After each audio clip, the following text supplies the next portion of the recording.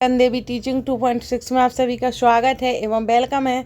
तो आज का चैप्टर है हमारा राष्ट्रीय आंदोलन का संगठन, यानी 1870 के दशक से लेकर 1947 तक के दशक के बारे में आज हम पढ़ेंगे। और इस चैप्टर में ये एक लाइन मोस्ट इम्पोर्टेंट है। क्यों है? क्योंकि ये जो चैप्टर है ना, हर बार इसी चैप्टर में से रिपीट होते हैं क्वेश्चन आंसर, और बहुत लेंदी चैप्टर है। इस वजह से इसमें से बहुत ऐसे नेताओं के बारे में, सबके बारे में दिया गया है कि जो कि बहुत बार पूछा जाता है, तो कहीं से भी क्वेश्चन उठा लिया जा सकता है। क्योंकि आजकल देखो स्टेटमेंट में क्वेश्चन आने लगे हैं, तो स्टेटमेंट में आते हैं तो उससे क्वेश्चन उठा के फिर उसको व्याख्या करके बताया जाता है। इसलिए स्टेटमेंट अगर आपको स्टोरी वाइज पढ़ी होगी तभी ना समझ में आएगी। इसलिए तो हमारा ये लास्ट चैप्टर है हिस्ट्री कक्षा 8 का, कक्षा 8 की हिस्ट्री का लास्ट चैप्टर। 6 की होगी, 7 की हो चुकी, ज्योग्राफी हो चुकी, जो कि आप जाकर प्ले लिस्ट में नंबर वाइज क्लास डरी आप जाकर देख लीजिए। और जो चैनल को नए आए हुए हैं तो वो चैनल को लाइक, सब्सक्राइब एवं चैनल को शेयर कर दीजिएगा और बेल आइकन को प्रेस कर लीजिएगा, क्योंकि प्रेस करने से आपको हर डेली एक नोटिफिकेशन मिलेगा, जिससे जो भी अपडेट डाली जाएगी या क्लासेस या कुछ भी, तो आपको अपडेट ज़रूर प्राप्त हो पाएगी। तो आप शेयर भी कीजिए, लाइक भी और कमेंट भी करिए, अच्छा सा कोई करना हो तो। चलो आज की क्लास स्टार्ट करते हैं। और लेंदी क्लास है थोड़ी, तो 2 पार्ट में हो जाएगी ये क्लास। आज एंड हो जाएगा पूरी कक्षा 8 की हिस्ट्री का, आज एंड चैप्टर है। तो आज और कल यानी 2 क्लासेस में ये पूरा हो जाएगी आज की क्लासेस, और जो कि बहुत इंपॉर्टेंट है, छोड़ना किसी को नहीं है ये क्लास। तो और भी नहीं छोड़ना है, पिछली छूट भी गई तो भी चलेगा, लेकिन ये नहीं छोड़नी है। वो आपके ऊपर डिपेंड करता है कि आपको केवल इम्पोर्टेंट पढ़ना है या फिर समझ नहीं। मतलब देखो, हमें एनसीईआरटी का हर एक चीज़ पढ़ना है जो पेपर में पूछ ली जाती है। क्योंकि आजकल ऐसा नहीं है कि जो सामने दिख रहा है कि 1947 में क्या हुआ था, 1919 में क्या हुआ था, ये सब जानते हैं। अब वो पूछते हैं स्टेटमेंट से, और ऐसा स्टेटमेंट उठा लेते हैं जो बच्चा पढ़ने में भी इंटरेस्ट तो नहीं होता है। इसलिए पूरा पढ़ना हमें बेसिक से और शुरू से, क्योंकि कहीं से भी पूछा जा सकता है। तो आज हम पढ़ेंगे कि इसके ये है हमारा क्या, ये चल रहा है भारत छोड़ो आंदोलन हुआ था ना जब, तो भारत छोड़ो आंदोलन के दौरान प्रदर्शनकारियों के पर आंसू गैस के गोले बस छोड़ती हुई पुलिस है। यहाँ पर आंसू गैस के गोले छोड़ रही है को पुलिस कर्मचारी, जो कि भारत छोड़ो आंदोलन का सीन है। और इसमें आंसू गैस एक बहुत खतरनाक गैस होती है, रुलाने वाली गैस भी इसको बोला जाता है, जो कि प्रदर्शनकारियों पर छोड़ी जा रही, क्योंकि वो भारत छोड़ो आंदोलन चला रहे थे। इसलिए तो चलो, राष्ट्रवाद का उदय कब हुआ? तो उपरोक्त बदलावों ने लोगों को एक अहम सवाल के बारे में सोचने के लिए विवश कर दिया था। क्या? राष्ट्रवाद का उदय के बारे में हम डिटेल्स में पढ़ेंगे कि उपरोक्त बदलावों ने लोगों को एक अहम सवाल के बारे में सोचने पर मजबूर विवश कर दिया। और यह देश क्या है और इसके किसके लिए है? तो इसका जवाब धीरे धीरे इस रूप में सामने आया। किस रूप में? तो भारत का मतलब है यहाँ की जनता, यानी सबका मतलब ये भारत का मतलब है यहाँ की जो जनता है ना, यहाँ रहने वाले किसी भी वर्ग या रंग या जाति या पथ या भाषा या जेंडर वाले तमाम लोगों का घर है यहाँ पर। यह देश और इसके सारे संसाधन और इसकी सारी व्यवस्था उन सभी के लिए है। इस जवाब के साथ ये एहसास भी सामने आया कि अंग्रेज भारत के संसाधनों व यहाँ के लोगों की ज़िंदगी पर कब्जा जमाए हुए थे, और जब तक यह नियंत्रण खत्म नहीं होता, यहाँ भारत यहाँ के लोगों का, भारतीयों का नहीं हो सकता। अगर जब हमारे ऊपर से नियंत्रण खत्म होगा भारत के लोगों पर से, ये तो सभी जानते हैं कि अगर पहले भारत के लोगों पर से नियंत्रण खत्म हो गया होता, तभी ना लोगों को अब लगता कि हाँ ये भारत हमारा है। यहाँ वो तो एक गुलाम की तरह बंधे हुए थे। हमने देखो पिछली क्लासेसों में पढ़ा है, जिसने पिछली क्लासेस नहीं देखी है वो जाकर जरूर देख लीजिए प्ले लिस्ट में, क्योंकि उससे लिंक्ड रहती है क्लासेस, क्योंकि उसी से लिंक्ड हर क्लास रहती है। तो आपको उससे थोड़ी समझ आएगी। ऐसा नहीं कि डायरेक्ट ही समझ आ जाएगी, आज ही आए तो आज ही आ जाएगा, नहीं, शुरू से पढ़िए, बहुत अच्छे से आएगा। यह चेतना 1850 के बाद बने राजनीतिक संगठनों में साफ दिखाई देने लगी थी, और 1870 और 1880 के दशक में बने राजनीतिक संगठनों में यह चेतना और गहरी हो चुकी थी। इसमें ज़्यादातर संगठनों की बागडोर वकील आदि अंग्रेजी शिक्षक और पेशेवरों के हाथों में थी। पूना सार्वजनिक सभा इंडियन एसोसिएशन, मद्रास महाजन सभा बॉम्बे, रेजिडेंसी एसोसिएशन और भारतीय राष्ट्रीय कांग्रेस आदि इस तरह के प्रमुख संगठन थे। जैसे कि ये भी पूछ लिया जाता है कि पूना सार्वजनिक सभा यानी इंडियन एसोसिएशन, मद्रास महाजन, ये किस प्रकार के थे? तो ये प्रमुख संगठन थे। क्या थे? राष्ट्रीय कांग्रेस आदि तरह के प्रमुख एक संगठन थे। पूना सार्वजनिक सभा नाम और को गौर से देखिए। जैसे पूना सार्वजनिक सभा है, नाम को गौर से देखिए, मतलब सार्वजनिक का मतलब क्या होता है, इसलिए गौर से देखिए। सब लोगों का या सबके लिए, यानी सर्व यानी सभी, जनक यानी लोग। हालांकि इनमें से बहुत सारे संगठन देश के खास हिस्सों में काम कर रहे थे, लेकिन वे अपने लक्ष्य को भारत के सभी लोगों का लक्ष्य बताते थे। वो लक्ष्य तो कर रहे थे, लेकिन उस लक्ष्य को सभी भारतीय लोगों का लक्ष्य बताते थे। उनके मुताबिक उनके लक्ष्य किसी खास इलाके, समुदाय या वर्ग के लक्ष्य नहीं थे। वे इस सोच के साथ काम कर रहे थे कि लोग संप्रभु हों, यानी संप्रभुता, यानी इस आधुनिक विचार और राष्ट्रवाद का बुनियादी तत्व होता है। ये संप्रभुता एक बुनियादी तत्व होता है विचार, राष्ट्रवाद, इन सभी का। ये संगठन इस धारणा से चलते थे कि भारतीय जनता को अपने मामलों के बारे में फैसले लेने की आज़ादी होनी चाहिए। इस मामले से तो 1870-1880 के दशकों में ब्रिटिश शासन के प्रति असंतोष और ज़्यादा गहरा हुआ और 1878 में आर्म्स एक्ट पारित किया गया। देखो, ये पेपर में पूछ लिया जाता है, इसलिए बीच बीच में ये भी बताया जाता है। ये पेपर में पूछ लिया जाता है, मोस्ट इम्पोर्टेंट, कि आर्म्स एक्ट कब पारित किया गया। तो 1878 में आर्म्स एक्ट पारित किया गया। और ये भी पूछ लिया जा सकता है कि 1878 में, और ऑप्शन दिए जाते हैं क्या पारित किया गया था। तो आर्म्स एक्ट 1878 में पारित किया गया था, जो कि किसके जरिए? भारतीयों द्वारा अपने पास हथियार रखने का अधिकार छीन लिया गया। उसी साल वर्नाक्यूलर प्रेस एक्ट भी पारित किया गया था। ये भी पूछ लिया जाता है कि ये दोनों एक्ट कब पारित किए गए थे। तो 1878 में यह कौन कौन? आर्म्स एक्ट और वर्नाक्यूलर एक्ट, प्रेस एक्ट पारित, ये दोनों किए गए थे, जिससे सरकार की आलोचना करने वालों को चुप कराया जा सके। और इस कानून में प्रावधान था कि अगर किसी अखबार में कोई आपत्तिजनक चीज़ छपती है तो सरकार उसकी प्रिंटिंग प्रेस सहित सारी संपत्ति को जब्त कर लेती है। और संप्रभु, जो हमने यहाँ संप्रभु पढ़ा था, इसका मतलब क्या होता है कि बाहरी हस्तक्षेप के बिना स्वतंत्र रूप से कदम उठाने की क्षमता, यानी बाहरी हस्तक्षेप ना हो, स्वतंत्र रूप से कदम उठा पाए। यही तो, तभी तो कहा था कि आधुनिक विचार राष्ट्रवाद का बुनियादी तत्व होता है संप्रभु, है ना। फिर आगे देखते हैं इससे। तो इसमें जब्त कर ली, जो कि उसकी प्रिंटिंग प्रेस सहित सारी संपत्ति को जब्त कर सकती है अगर अखबार में कोई आपत्तिजनक चीज़ छप जाए तो। और 1883 में सरकार ने एल्बर्ट बिल लागू किया। देखो, सभी बिल पारित किए, लागू किया, इसको अच्छे से ध्यान में रखना। वर्नाकुलर एक्ट कब पारित किया? आर्म्स एक्ट कब पारित किया? 1878 में पारित किया। वो सरकार ने एल्बर्ट बिल लागू करने का प्रयास किया 1883 में। इसको लेकर काफ़ी हंगामा भी हुआ। एल्बर्ट बिल को लेकर इस विधेयक में प्रावधान किया गया था कि भारतीय न्यायाधीश भी ब्रिटिश या यूरोपीय व्यक्तियों पर मुकदमे चला सकते हैं, ताकि भारत में काम करने वाले अंग्रेज और भारतीय न्यायाधीशों के बीच समानता स्थापित की जा सके। जब अंग्रेजों के विरोध की वजह से सरकार ने यह विधेयक वापस ले लिया, तो भारतीयों ने इस बात का काफ़ी विरोध भी किया था। अगर उन्होंने विरोध को लेकर वापस ले लिया था, सरकार ने यह विधेयक वापस ले लिया था, तो विरोध किया सभी ने, भारतीयों ने। इस घटना से भारत में अंग्रेजों के असली रवैये का पता चल गया था कि इस प्रकार के हैं लोग, ये इसका पता चल गया था।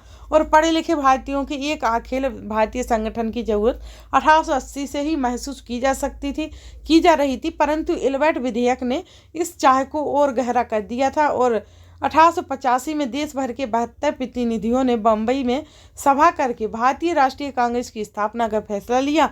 और संगठन के प्रारंभिक नेता दादा भाई नौरोजी और फिरोज शाह मेहता, बरुद्दीन तैयबजी और WC बनर्जी, सुरेंद्रनाथ बनर्जी और रोमेश चंद्र दत्त, S सुब्रमण्यम अय्यर एंड अन्य प्रहा बम्बई और कलकत्ता के ही थे। ये सभी मिलकर नौरोजी व्यवसायी और प्रचारक थे। ये सभी मिलकर नौरोजी व्यवसायी और ये सभी मिलकर प्रचारक थे। ये वे लंदन में रहते थे और कुछ समय के लिए ब्रिटिश संसद के सदस्य भी रहे। उन्होंने युवा राष्ट्रवादियों को मार्गदर्शन किया और सेवानिवृत्ति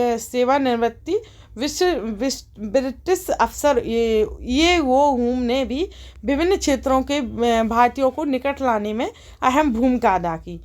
जो कि नौरोजी थे, उन्होंने ये काम किया कि उन्होंने युवा राष्ट्रवादियों का मार्गदर्शन किया और सेवानिवृत्ति के बाद ब्रिटिश अफसर ह्यूम ने भी विभिन्न क्षेत्रों के भारतीयों को निकट लाने के लिए अहम भूमिका अदा की। प्रचारक वो होता है ऐसा व्यक्ति जो सूचनाओं के प्रसार, रिपोर्टर्स एवं बैठकों में भाषण आदि के जरिए किसी खास विचार का प्रचार प्रसार करता है, वो प्रचारक होता है। ये है कौन? हमारे दादा भाई नौरोजी। ये रहे, ये है दादा भाई नौरोजी, मोस्ट इम्पोर्टेंट। ऐसे भी उनमें से क्वेश्चन पूछ लिए जाते हैं। देखो जो मोस्ट इम्पोर्टेंट है उसी को ज़्यादा देखो दोहराया जाता है और बताया जाता है जिससे आपको जल्दी समझ आए। तो दादा भाई नौरोजी की पुस्तक poverty and un British rule in India में ब्रिटिश शासन के आर्थिक परिणामों की बहुत तीखी आलोचना की गई है। किसमें? दादा भाई नौरोजी की पुस्तक में। उसका नाम तो आपने सुना ही, देख भी लिया, poverty and un British rule in India में, इन सभी में। तो ये अच्छे से नाम याद करके रख लेना और नोट भी कर सकते हो। ये पुस्तक जो कि दादा भाई नौरोजी ने लिखी थी, नौरोजी की थी।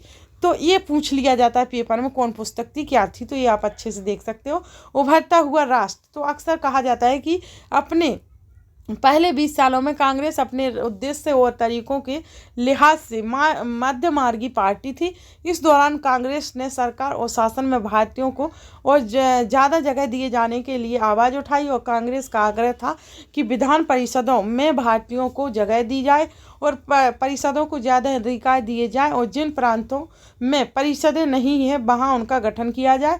कांग्रेस चाहती थी कि सरकार भारतीयों को भी ऊंचे पद दिए जाए और काम के लिए उसने मांग की कि सिविल सेवा के लिए लंदन के साथ साथ भारत में भी परीक्षा आयोजित की जाए, क्योंकि भारतीयों की ये मांग थी केवल सिविल परीक्षा है जो लंदन में ही नहीं, वो भारत में भी आयोजित की जाए।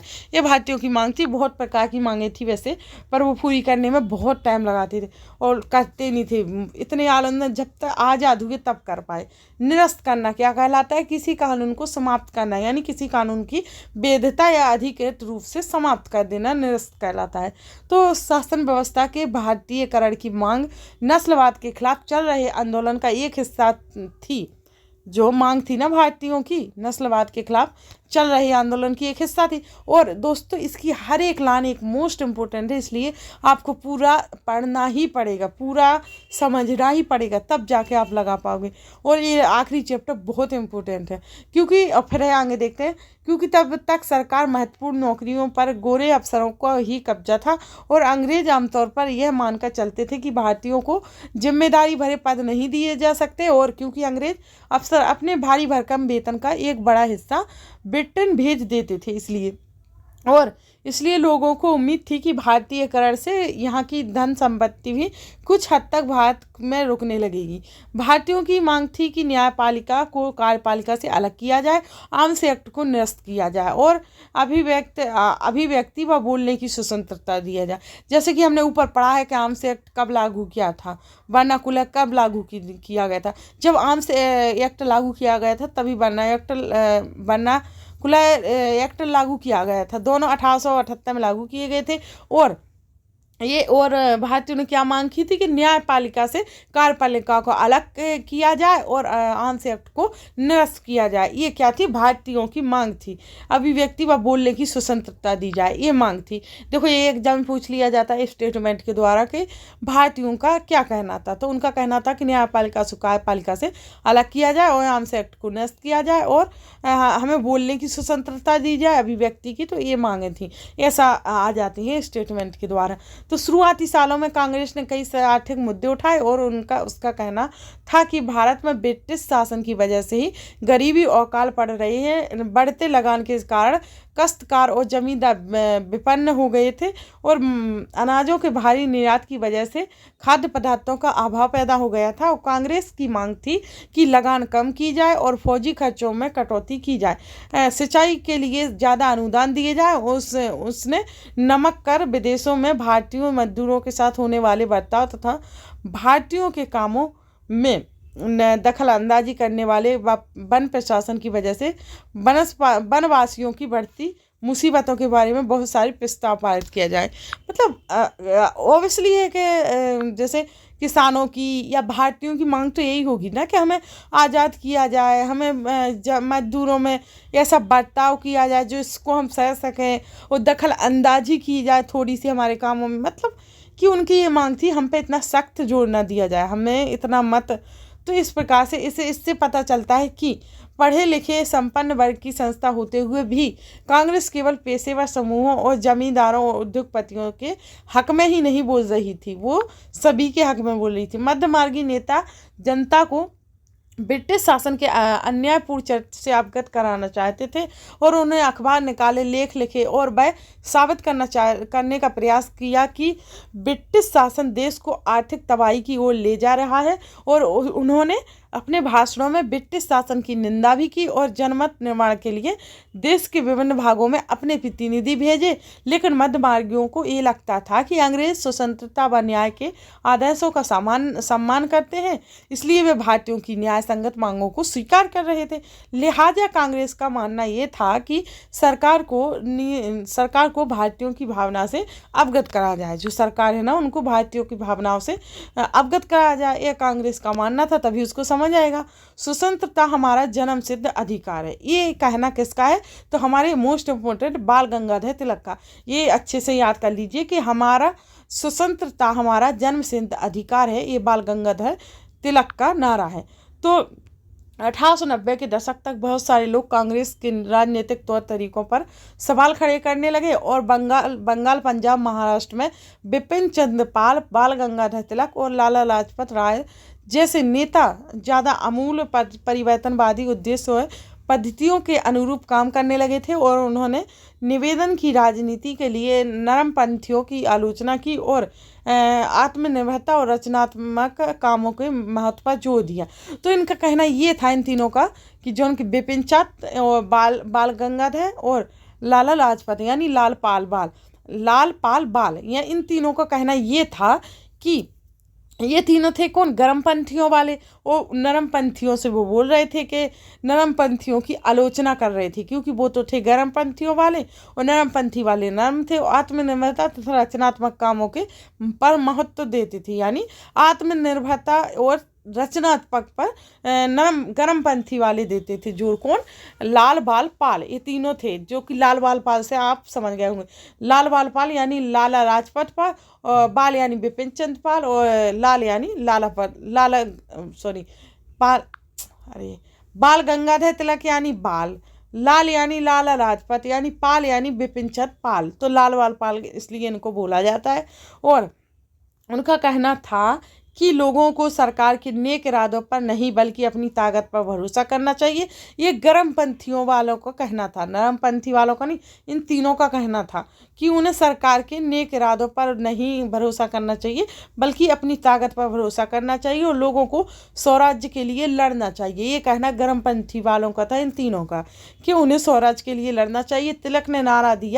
तिलक ने क्या नारा दिया था? बाल गंगाधर तिलक ने कि स्वतंत्रता मेरा जन्म सिद्ध अधिकार है। ये बाल गंगाधर तिलक का नारा है, मैं इसे लेकर रहूँगा। स्वतंत्रता मेरा जन्म सिद्ध अधिकार है और मैं इसे लेकर ही रहूँगा। ये मोस्ट इम्पोर्टेंट है, इतना सा है लेकिन मोस्ट इम्पोर्टेंट है, तो आप अच्छे से इसको छोड़िए मत, स्किप मत कीजिए, पूरा देखिए। 1905 में वायसराय कर्जन ने बंगाल का विभाजन कर दिया और उस वक्त बंगाल ब्रिटिश भारत का सबसे बड़ा प्रांत था और बिहार और उड़ीसा के कुछ भाग भी उस समय बंगाल का हिस्सा थे। अंग्रेजों का कहना था कि प्रशासकीय सुविधा को ध्यान में रखते हुए बंगाल का बंटवारा करना जरूरी था, परंतु इस प्रशासकीय सुविधा का मतलब क्या था? इससे इसको सुविधा मिलने वाली थी जाहिर है इसका ताल्लुक अंग्रेज अफसरों और व्यापारियों के फायदे से था, लेकिन सरकार ने गैर बंगाली इलाकों को अलग करने की बजाय उसके पूर्वी भागों को अलग करके असम में मिला दिया। पूर्वी बंगाल को अलग करने के पीछे अंग्रेजों का मुख्य उद्देश्य ये रहा होगा कि बंगाली राजनेताओं के प्रभाव पर अंकुश लगाया जाए और बंगाली जनता को बांट दिया जाए। अंग्रेजों के तो यही मतलब रहता था हर चीज़ में कि इन लोगों की आपस में बंटवारा करा जाए, इन लोगों को आपस में लड़ाया जाए, यही रहता था। तो बंगाल के विभाजन से देश भर में गुस्से की लहर फैल गई और मध्यमार्गी बंगाल का विभाजन करवा रहे थे अंग्रेज, तो गुस्से की लहर फैल गई पूरे भारत में। और मध्यमार्गी और अमूल परिवर्तनकारी वादी कांग्रेस के सभी धड़ों ने इसका विरोध किया और विशाल जनसभाओं का आयोजन किया गया और जुलूस निकाले गए और जनप्रतिरोध के नए नए रास्ते ढूंढे गए। इससे जो संघर्ष उपजा उसे स्वदेशी आंदोलन के नाम से जाना जाता है। यह आंदोलन बंगाल में सबसे ताकतवर था, परंतु अन्य इलाकों में भी इसकी भारी अनुगूंज सुनाई दी। उदाहरण के तौर पर जे बाल गंगाधर तिलक को देख सकते हैं। बाल गंगाधर तिलक ये रहे जो इन्होंने ही एक नारा दिया था, स्वतंत्रता हमारा जन्म सिद्ध अधिकार है, हम इसको लेकर रहेंगे। ये बाल गंगाधर तिलक का नारा था और ये गर्मपंथी वाले में से थे, ना कि नरमपंथी। तो स्वदेशी आंदोलन के दौरान हजारों लोग जुलूस में शामिल होने लगे। ये स्वदेशी आंदोलन है जिसमें हजारों लोग जुलूस में शामिल भी हुए थे। आंध्र के डेल्टा इलाकों में इसे वंदे मातरम आंदोलन के नाम से भी जाना जाता है। ये अच्छे से याद रखना कि जो आंदोलन है, अभी जो ऊपर हमने आंदोलन देखा है ना, स्वदेशी आंदोलन, इसको आंध्र के एवं डेल्टा इलाके हैं ना, उसमें वंदे मातरम आंदोलन के नाम से भी जाना जाता है। स्वदेशी आंदोलन ने ब्रिटिश शासन का विरोध किया और स्वयं सहायता, स्वदेशी उद्यमों और राष्ट्रीय शिक्षा और भारतीय भाषा के उपयोग को बढ़ावा दिया। स्वराज के लिए अमूल परिवर्तनवादी ने जनता को लामबंद करने और ब्रिटिश संस्थानों व वस्तुओं के बहिष्कार पर जोर दिया और कुछ लोग ब्रिटिश शासन को उखाड़ फेंकने के लिए क्रांतिकारी हिंसा के समर्थक भी थे। फिर है 20वीं शताब्दी के प्रारंभिक दशकों में कई दूसरी महत्वपूर्ण घटनाएं भी घटी और 1906 में मोस्ट इम्पोर्टेंट 1906 में मुसलमान जमींदारों और नवाबों के एक समूह ने ढाका में ऑल इंडिया मुस्लिम लीग का गठन किया। ये मोस्ट इम्पोर्टेंट है, जो कि 1906 में कौन सा गठन हुआ था, तो वो हुआ था ढाका में और ऑल इंडिया मुस्लिम लीग का गठन हुआ था, जो कि लीग ने बंगाल विभाजन का समर्थन किया। लीग की मांग थी कि मुसलमानों के लिए अलग निर्वाचन का व्यवस्था की जाए और 1909 में सरकार ने यह मांग मान ली। अब परिषदों में कुछ सीटें मुसलमान उम्मीदवारों के लिए आरक्षित कर दी गई, जिन्हें मुस्लिम मतदाताओं द्वारा ही चुनकर भेजा जाना था। इससे राजनेताओं में अपने धार्मिक समुदाय के लोगों को अपना राजनीतिक समर्थक मानने का लालच पैदा हो गया। और ये रहे कौन, हमारे लाला लाजपत राय। ये तीनों थे ना, लाल बाल पाल, यानी लाला लाजपत राय पंजाब के जाने माने राष्ट्रवादियों में से थे। यह याचिका और निवेदनों की राजनीति का विरोध करने वाले अमूल परिवर्तनवादी के प्रमुख नेता थे, जो कि वह आर्य समाज के भी सक्रिय सदस्य थे। मोस्ट इम्पोर्टेंट पूछा जाता है कि लाला लाजपत राय और कौन सी समाज के सक्रिय सदस्य थे, तो वो आर्य समाज के भी सक्रिय सदस्य माने जाते हैं। फिर 1907 में कांग्रेस टूट गई और मध्यमार्गी धड़ा बहिष्कार की राजनीति के विरुद्ध था। इन लोगों का मानना था कि इससे बल प्रयोग की आवश्यकता होती है और जो कि सही नहीं है। संगठन टूटने के बाद कांग्रेस पर मध्यमार्गी का दबदबा बन गया और जबकि तिलक के अनुयायी बाहर से काम करने लगे और दिसंबर 1915 में दोनों खेमों में एक बार फिर एकता स्थापित हुई और अगले साल कांग्रेस और मुस्लिम लीग के बीच ऐतिहासिक लखनऊ समझौते पर दस्तखत हुए और दोनों संगठनों ने देश में प्रतिनिधित्व सरकार के गठन के लिए मिलकर काम करने का फैसला लिया। फिर क्या हुआ, क्रांतिकारी हिंसा एवं परिषद। क्रांतिकारी हिंसा कहलाता है समाज में आमूल बदलाव लाने के लिए हिंसा का उपयोग करना और परिषद कहलाती है प्रशासकीय सलाहकारी या प्रतिनिधित्व दायित्वों को निभाने वाली मनोनीत या निर्वाचित संस्था। तो अब हम पढ़ेंगे किसके बारे में, जन राष्ट्रवाद का उदय, जन राष्ट्रवाद के उदय के बारे में पढ़ेंगे। तो जन राष्ट्रवाद का उदय है 1919 के बाद अंग्रेजों के खिलाफ चल रहा संघर्ष धीरे धीरे एक जन आंदोलन में तब्दील हो गया। जो 1919 से 1919 से के बाद अंग्रेजों के खिलाफ चल रहा था वो संघर्ष, वो जन आंदोलन में तब्दील हो गया था और किसान, आदिवासी, विद्यार्थी, महिलाएं बड़ी बड़ी संख्या में आंदोलन से जुड़ते गए और कई बार औद्योगिक मजदूरों ने भी आंदोलन में योगदान दिया। 20 के दशक से कुछ खास व्यवसायिक समूह भी कांग्रेस को सक्रिय समर्थन देने लगे थे। ऐसा क्यों हुआ? क्योंकि पहले विश्व युद्ध ने भारत की आर्थिक और राजनीतिक स्थिति बदल दी थी। इस युद्ध की वजह से ब्रिटिश भारत सरकार के रक्षा व्यय में भारी इजाफा हुआ था। इस खर्चे को निकालने के लिए सरकार ने निजी आय और व्यावसायिक मुनाफे पर कर बढ़ा दिया था और सैनिक व्यय में इजाफा तथा युद्धक आपूर्ति की वजह से जरूरी कीमतों की चीज़ों में भारी उछाल आया और आम लोगों की ज़िंदगी मुश्किल होती गई। और दूसरी ओर व्यावसायिक समूह युद्ध से बेहिसाब मुनाफा कमा रहे थे। जैसा कि हम अध्याय 7 में पढ़ चुके हैं पहले, कैसे मुनाफा कमाए थे व्यवसायी लोग, कैसे दूसरों से खा रहे थे। तो इस युद्ध में औद्योगिक वस्तुओं, जूट के बोरे, कपड़े, पटरियाँ की मांग बढ़ा दी और अन्य देशों से भारत आने वाले आयात में कमी ला दी थी। इस तरह युद्ध के दौरान भारतीय उद्योगों का विस्तार हुआ और भारतीय व्यवसाय समूह का विकास के लिए और अधिक अवसरों की मांग करने लगे और युद्ध ने अंग्रेजों को अपनी सेना बढ़ाने के लिए विवश कर दिया।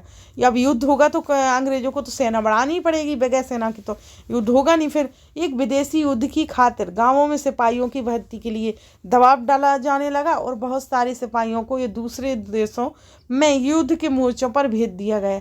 इनमें से बहुत सारे सिपाही युद्ध के बाद यह समझदारी लेकर लौटे कि साम्राज्यवादी शक्तियां एशिया और अफ्रीका के लोगों का किस किस तरह शोषण कर रही हैं और फलस्वरूप ये लोग भी भारत में औपनिवेशिक शासन का विरोध करने लगे।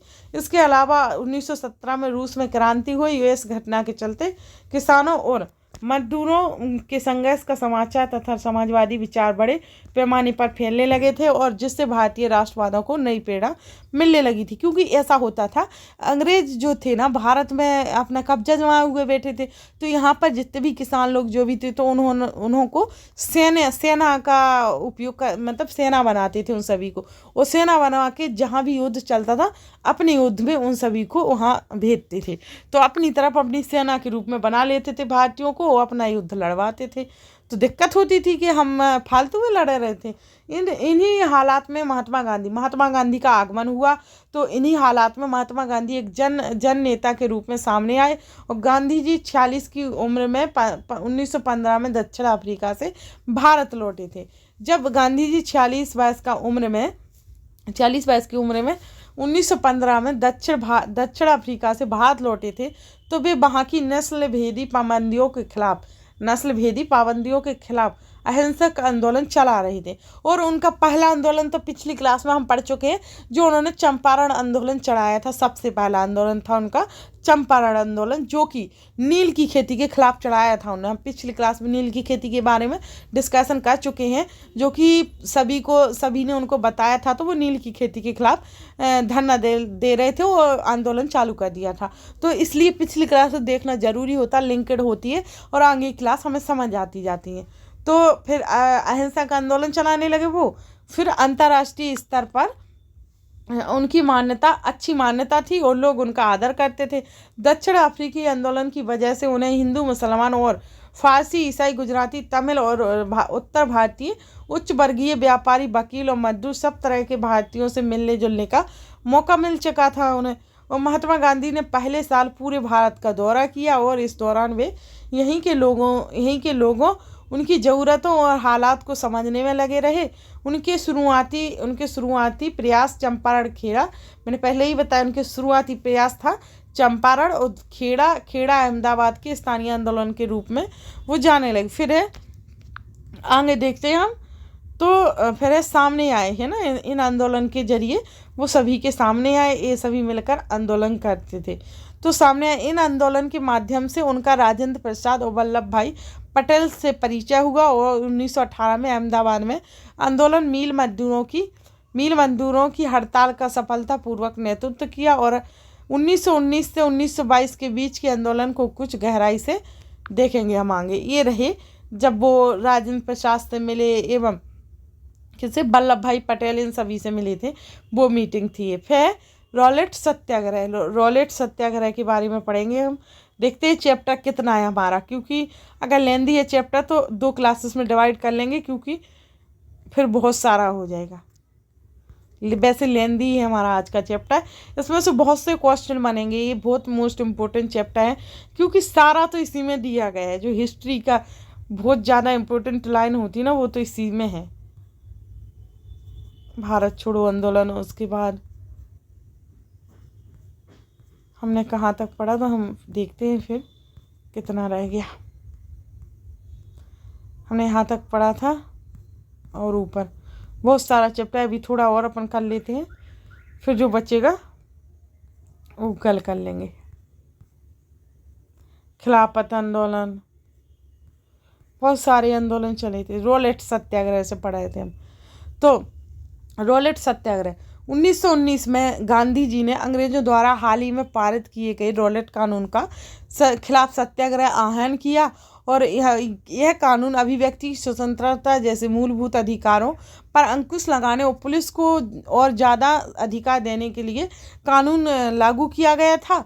महात्मा गांधी, मोहम्मद अली जिन्ना तथा अन्य नेताओं को मानना था कि सरकार के पास लोगों की बुनियादी स्वतंत्रता पर अंकुश लगाने का कोई अधिकार नहीं है। उन्होंने इस कानून को शैतान की करतूत और निरंकुशवादी बताया, और गांधी जी ने लोगों से आह्वान किया था कि इस कानून का विरोध करने के लिए 6 अप्रैल 1919 को अहिंसक विरोध का दिवस के रूप में अपमान व याचना दिवस के रूप में मनाया जाए, और 6 अप्रैल 1919 को अहिंसक विरोध दिवस के रूप में अपमान या याचना दिवस के रूप में मनाया जाए, और हड़ताल की जाए इस दिवस को, ऐसे बताया था उन्होंने रॉलेट एक्ट के दौरान।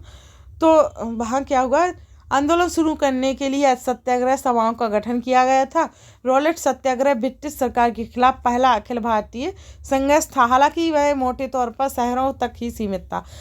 अप्रैल 1919 में पूरे देश में जगह जगह जुलूस निकाले गए और हड़तालों का आयोजन किया गया। सरकार ने इन आंदोलन को कुचलने के लिए दमनकारी रास्ता अपनाया। बैसाखी 13 अप्रैल के दिन अमृतसर में जनरल डायर द्वारा जलियांवाला में किया गया हत्याकांड इसी दमन का हिस्सा था, और इस जनसंहार पर रविंद्रनाथ टैगोर ने अपनी पीड़ा और गुस्सा जताते हुए नाइटहुड की उपाधि त्याग दी थी। ये भी पूछा जाता है बहुत बार कि ये जलियांवाला ये सभी हुए थे कांड, और इस हत्याकांड इसी दमन के कारण, इसी का हिस्सा, इस कारण जनसंहार पर रविंद्रनाथ टैगोर ने अपनी पीड़ा और गुस्सा जताते हुए, उन्हें बहुत दुख हुआ था, इस कारण उन्हें जो नाइटहुड की उपाधि मिली थी उन्होंने त्याग दी थी।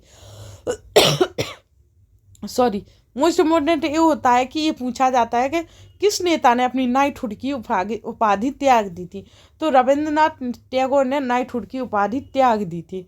तो ऐसे पूछे जाते ऐसे करके। तो रॉलेट सत्याग्रह के दौरान लोगों ने ब्रिटिश शासन के खिलाफ हिंदुओं और मुसलमानों के बीच गहरी एकता बनाए रखने के लिए प्रयास किया, और महात्मा गांधी भी यही चाहते थे कि उनकी राय में भारत यहाँ रहने वाले सभी लोगों यानी सभी हिंदुओं, मुसलमानों और अन्य धर्मों के लोगों का देश है, और उनकी गहरी आकांक्षा थी कि हिंदू और मुसलमान किसी भी न्यायपूर्ण उद्देश्य के लिए एक दूसरे का समर्थन करें। और खिलाफत आंदोलन और असहयोग आंदोलन के बारे में पढ़ते हैं अब हम, वो महात्मा गांधी का कहना था। तो खिलाफत आंदोलन और असहयोग आंदोलन, तो खिलाफत आंदोलन का मुद्दा इसी तरह का एक ज्वलंत मुद्दा था जो 1920 में अंग्रेजों ने तुर्की के सुल्तान खलीफा पर बहुत सख्त संधि थोप दी थी। जलियांवाला बाग हत्याकांड इस तरह की घटना पर भी भारत के लोगों पर भारी गुस्सा था। भारतीय मुसलमान यह भी चाहते थे कि पुराने ऑटोमन साम्राज्य में स्थित पवित्र मुस्लिम स्थानों पर खलीफा का नियंत्रण बना रहना चाहिए, और खिलाफत आंदोलन के नेता मोहम्मद अली और शौकत अली अब एक सर्वव्यापी असहयोग आंदोलन शुरू करना चाहते थे। गांधी जी ने उनके आह्वान का समर्थन किया और अंग्रेज से आग्रह किया कि पंजाब में हुए अत्याचारों और जलियांवाला हत्याकांड और खिलाफत के मामले में हुए अत्याचार के विरुद्ध मिलकर अभियान चलाए जाएं और स्वराज की मांग करें। इस प्रकार सभी एक है, काम सबका बन जाएगा और सब कुछ हो जाएगा। और स्वराज की भी मांग है। 1921 से 22 के दौरान असहयोग आंदोलन को और गति मिली और हजारों विद्यार्थियों ने सरकारी स्कूल कॉलेज छोड़ दिए और मोतीलाल नेहरू, सी आर दास, सी आर दास और सी राजगोपालाचारी और असफ अली जैसे बहुत सारे वकीलों ने वकालत छोड़ दी और अंग्रेजों द्वारा दी गई उपाधियों को वापस लौटा दिया गया। विधानमंडलों का बहिष्कार कर दिया गया। जगह जगह पर लोगों ने विदेशी कपड़ों की होली जलाई और 1920 से 22 के बीच विदेशी कपड़ों के आयात में भारी गिरावट आई। परंतु यह तो आने वाले तूफान की सिर्फ एक झलक थी।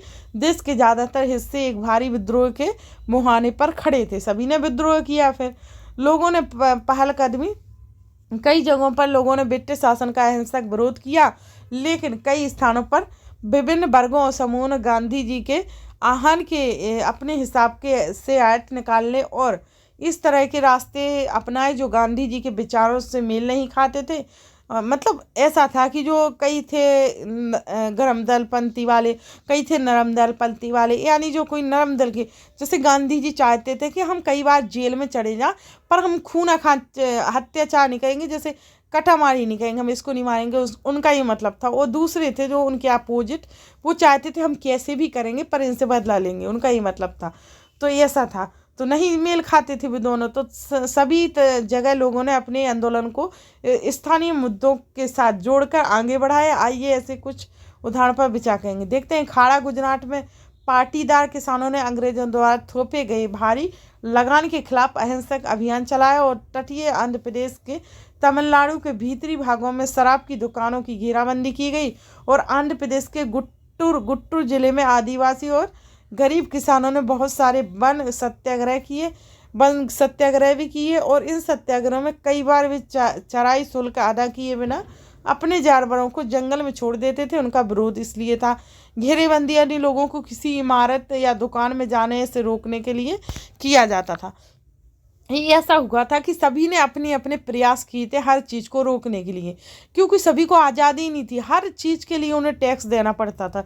हम खेती किसानी कर रहे तो टैक्स, हम पशुपालन कर रहे तो टैक्स, हम घर में रहे तो टैक्स, खाने हर चीज़ का देना पड़ता था। इसलिए सभी ने आंदोलन छेड़ दिया था कि हम अब टैक्स नहीं देंगे। इसलिए सभी लोग, फिर है महंत क्या होता है? सिख गुरुद्वारों के धार्मिक कहता गैर कानूनी बेदखली यानी पटाईदारों को उनके पट्टे से जबरन और गैर कानूनी ढंग से निकाल देना, क्योंकि उपनिवेशिक सरकार ने वन संसाधनों पर उनके अधिकारों को बहुत सीमित कर दिया था। उन्हें यकीन था कि गांधी जी उन पर लगे कर कम करा देंगे और वन कानूनों को ख़त्म करा देंगे। बहुत सारे वन कानून गांवों में किसानों ने स्वराज का ऐलान कर दिया, क्योंकि उन्हें उम्मीद थी कि गांधी जी राज जल्दी ही स्थापित होने वाला है।